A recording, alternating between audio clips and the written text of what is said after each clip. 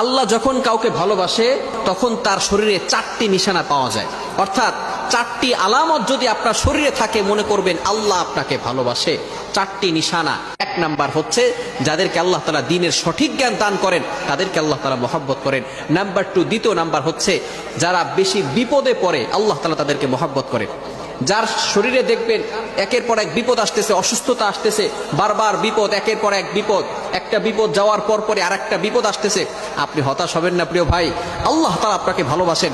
এই কোটি কোটি মানুষের ভিতরে আল্লাহ তাআলা আপনার প্রতি ফোকাস করেছেন, আল্লাহ তাআলা আপনাকে ভালোবেসেছেন বিধায় আল্লাহ পাক রব্বুল আলামিন আপনাকে বিপদ দিয়েছেন। মনে রাখবেন নবীদেরকে আল্লাহ তাআলা বিপদ দিয়েছেন।